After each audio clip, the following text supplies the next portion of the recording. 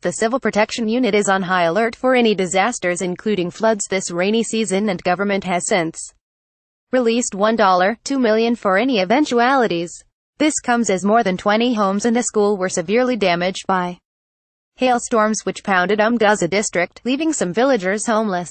Gaza district administrator Mr. Tapi Wazivoy said the CPU had been deployed to assess the damage after disasters struck on Monday and Tuesday night. He said most of the homes whose roofs were blown away were those that were roofed using zinc. Mvuthu Primary School in Ward 2 had its roof sheets blown away, while 9 homes in Village 4 and 1 in Kensington had their roofs seriously damaged. Another home in Village 3 Springs was completely destroyed. Several other homes were also affected in Village 2 and Teeny Junction area, along Imbizo Road, he said. Mr. Zivivoy said councillors and village heads were still bringing in reports of damages caused by the hailstorms. On Tuesday, Village 7 was extensively damaged and statistics on the extent of damage are still being compiled, he said. Mr. Zivivoy appealed to government and well-wishers for assistance in the form of tents for temporary shelter and resources for people to rebuild their homes as some villagers were now homeless. Urgent assistance is needed for villagers as more than 20 homes have so far been destroyed by hailstorms which were experienced on Monday and Tuesday nights. There are fears of more destruction if such storms continue. Meanwhile, the CPU is on the ground educating villagers on safety measures in case storms continue. We are also doing our best to find temporary shelter for those who have been displaced. We appeal for tents and resources to replace roofs of those affected homes, said Mr. Zivivoy.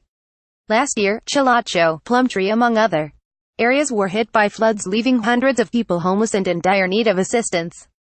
CPU Director Mr. Nathan Nkomo yesterday confirmed that the department was on high alert for any eventualities including floods in high-risk areas.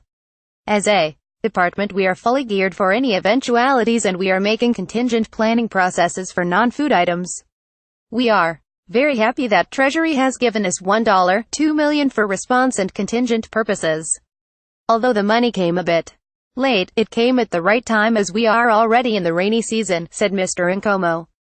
He said, they have also alerted their partners who are also now on high alert. As for the Air Force of Zimbabwe, they have given us their requirements.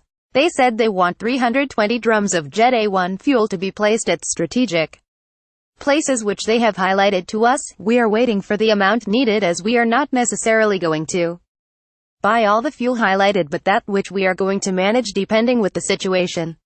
We are also in the process of doing the same thing with the Zimbabwe Republic Police Subakwa, Mr. Nkomo said. He said, Plumtree among other hotspots has been catered for in the preparations for any disaster. Plumtree is one of them. For instance, we have Brunipeg which experienced flash floods last season.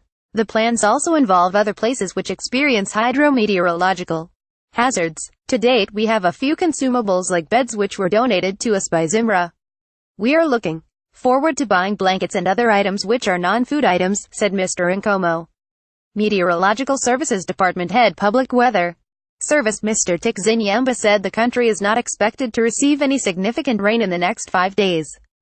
He said they could not make a prediction now beyond that period. We are not expecting any rain in the next 5 days. If anything, it will be just light drizzle. From Friday I think we are going to experience hot weather conditions, said Mr. Zinyamba.